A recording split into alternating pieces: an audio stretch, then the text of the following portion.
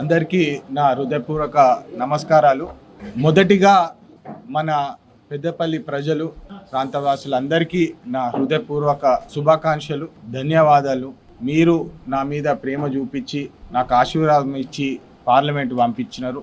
మీకు ఎలక్షన్ టైంలో ఏదైతే క్యాంపెయిన్ చేసేటప్పుడు ఏదైతే హామీలు ఇచ్చినామో, ఏదైతే గత 10 సంవత్సరాలు మన పెద్దపల్లి ప్రాంతానికి ఏదైతే నిర్లక్ష్యం జరిగిందో, నిధులు తీసుకురానికి ప్రత్యేకంగా సింగరేణి కార్మికులకు కానివ్వండి, మళ్ళీ మన రైతాంగానికి కానివ్వండి, ప్రత్యేకంగా ఇన్ఫ్రాస్ట్రక్చర్ డెవలప్మెంట్ ప్రాజెక్ట్స్ గురించి ఏదైతే పదే గత 10 సంవత్సరాలు మన ప్రాంతానికి నిధులు రాలేదు, కేవలం ఇక్కడ ఉన్న పాలకులు దోచుకుని ఇతర ప్రాంతాలకి డబ్బులు పంపించుకున్నారు. కానీ మన ప్రాంతానికి ఇన్ఫ్రాస్ట్రక్చర్ ప్రాజెక్ట్స్ కానివ్వండి, ఉపాధి కల్పించే ప్రాజెక్ట్స్ కానివ్వండి, ఏది తీసుకురాలేదు అని చెప్పి మీరు నాకు ఆశీర్వాదం ఇచ్చి నాకు పార్లమెంట్ పంపించినారు. మీరు చూసినారు, గత 2 సంవత్సరాలుగా పార్లమెంట్లో ప్రతి అంశము ఎప్పుడైనా అవకాశం దక్కితే మన పెద్దపల్లి పార్లమెంటు ప్రజల సమస్యలని గట్టిగా పార్లమెంట్ల మంత్రులను మరి అధికారులను ప్రశ్నించి ప్రోత్సహించి మాకు న్యాయం చేయాలని చెప్పి పోరాటం చేసినాము.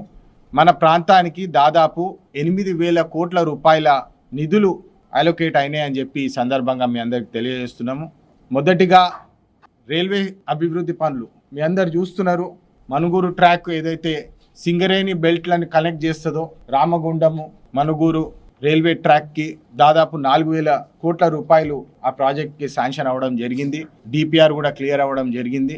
మళ్ళా పెద్ద ఎత్తున మీ అందరు చూసినారు, NH63 గత 2 సంవత్సరాలు పదే నితిన్ గడ్కరీ గారిని కలిసి మాకు మంచిర్యాల ప్రాంతానికి రోడ్ అవసరము, జోడువాగుల రోడ్డు ఫారెస్ట్ ఏరియాల ఇబ్బంది పడుతున్నాము అని చెప్పి వారికి రిప్రజెంటేషన్ చేసినాము.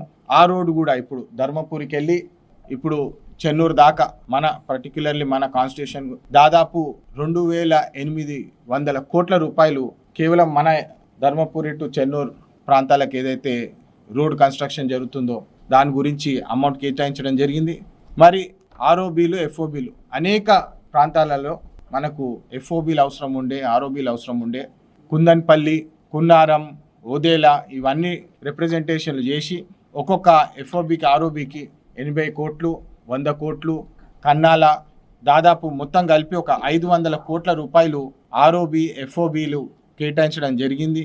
మళ్ళీ మంచిర్యాల కూడా హమ్లివాడ కాడ కూడా మాకు 10 కోట్ల రూపాయలతోటి డెవలప్మెంట్ యాక్టివిటీస్ తీసుకోవడం జరిగింది. సో ఇట్లా మేము పదే ఇన్ఫ్రాస్ట్రక్చర్ డెవలప్మెంట్ ప్రాజెక్ట్స్ మీద కృషి పెట్టి మన రామగుండంగా ప్రత్యేకంగా డిలే అయిన ప్రాజెక్టు ఈఎస్ఐ హాస్పిటల్, దానికోసం కూడా 150 క్రోర్స్ 150 కోట్ల రూపాయలు శాంక్షన్ అవ్వడం జరిగింది. సో ఇట్లాంటి అభివృద్ధి కార్యక్రమాలు గత 2 సంవత్సరాలుగా ఫాలోఅప్ నడుస్తున్నది మీరు చూస్తున్నారు. ఈ ఎఫ్ఓబి, ఆర్ఓబి రైల్వే ట్రాక్లు ప్రత్యేకంగా అమృత్ స్కీమ్ కింద మన Peddapalli railway station, Ramagundam railway station, Mancherial railway station జోరుగా నడుస్తున్నది మీరు చూస్తున్నారు.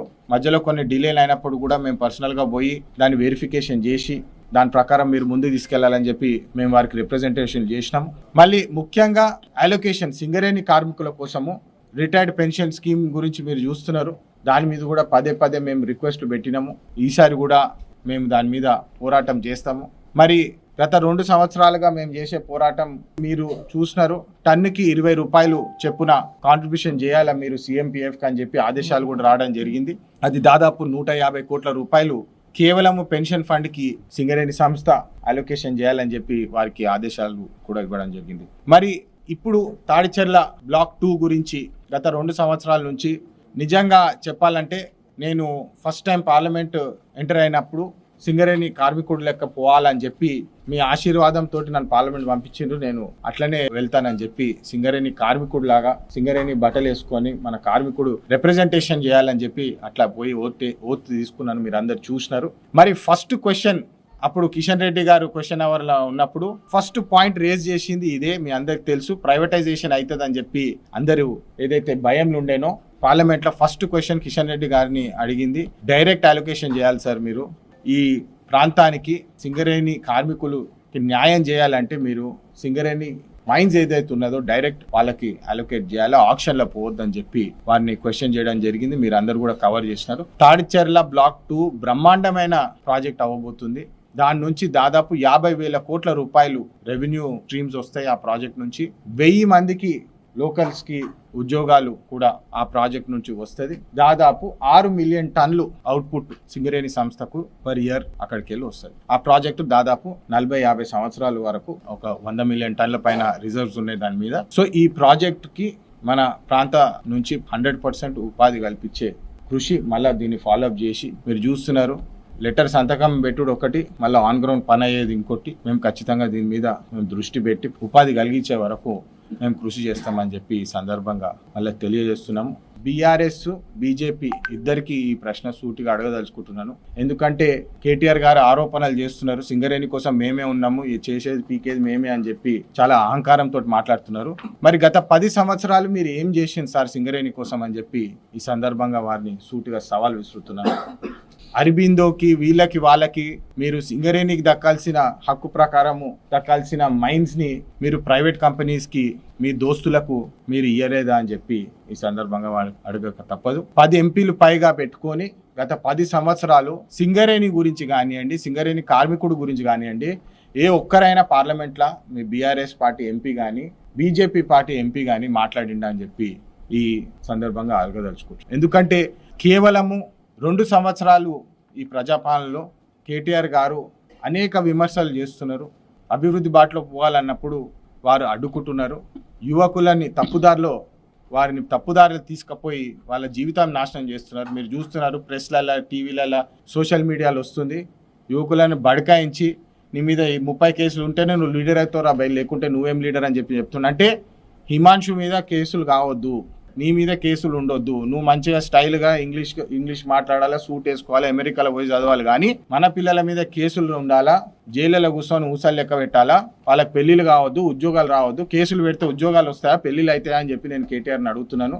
మరి గత 10 సంవత్సరాల్లో ఎంతమందికి ఉద్యోగాలు ఇప్పించినావు కేటీఆర్ అని చెప్పి ఈ సందర్భంగా మిమ్మల్ని అడగదలుచుకుంటాం. మీరు చూస్తున్నారు, వివేక్ వెంకటస్వామి గారు గత సంవత్సరం నుంచి టామ్కామ్ అని చెప్పి సంవత్సరానికి 10,000 మందికి జర్మనీ పంపించే అవకాశాలు మన ప్రభుత్వం నుంచి తయారు చేస్తున్నారు. వారికి జర్మన్ లాంగ్వేజ్ నేర్పించి ఉపాధి కల్పించే ప్రయత్నం చేస్తున్నారు.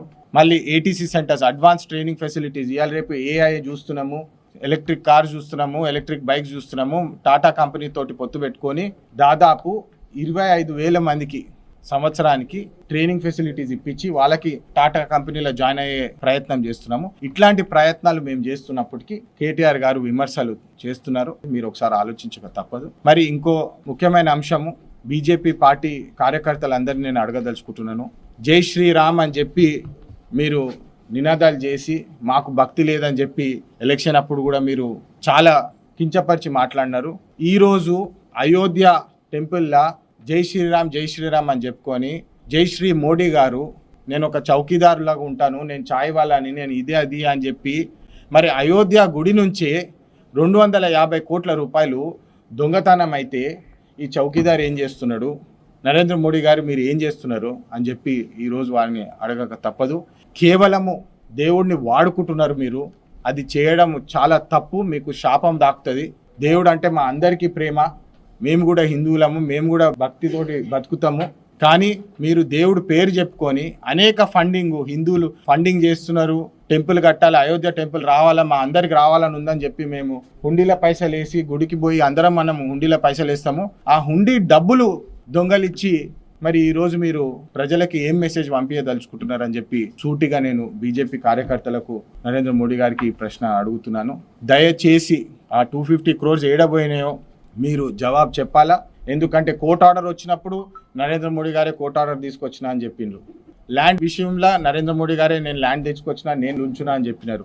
విగ్రహ శంకుస్థాపన చేసేటప్పుడు మళ్ళా మోడీ గారే నేనే చేసిన, పూజారీలను పెద్ద శంకరాచార్యులను అందరినీ బయట పెట్టి నేనే పూజలు చేస్తా, నేనే చేస్తా అని చెప్పి మోడీ గారే స్వయాన పోయి చేసినారు. మరి ఇంత పెద్ద గొటాల అయినప్పుడు, ఇంత పెద్ద స్కామ్ అయినప్పుడు దీని మీద మోడీ గారు ఎందుకు మాట్లాడతలేరు? నీట్ పేపర్లు, మన పిల్లల భవిష్యత్తు అమ్ముకొని ఈరోజు బీజేపీ పార్టీ మంత్రులు బతుకుతున్నారు. ఇది నీచమైన రాజకీయము. దీన్ని మేము ఎట్టి పరిస్థితిలో దీని మీద పోరాటం చేస్తాము, సవాల్ విసురుతామని చెప్పి చెప్తూ మీ అందరి ఆశీర్వాదము ఎల్లప్పుడూ మాతోటి ఉండాలి. ఇంకా అభివృద్ధి కార్యక్రమాలు మేము ఖచ్చితంగా చేస్తామని చెప్పి తెలియజేస్తూ జై హింద్, జై తెలంగాణ.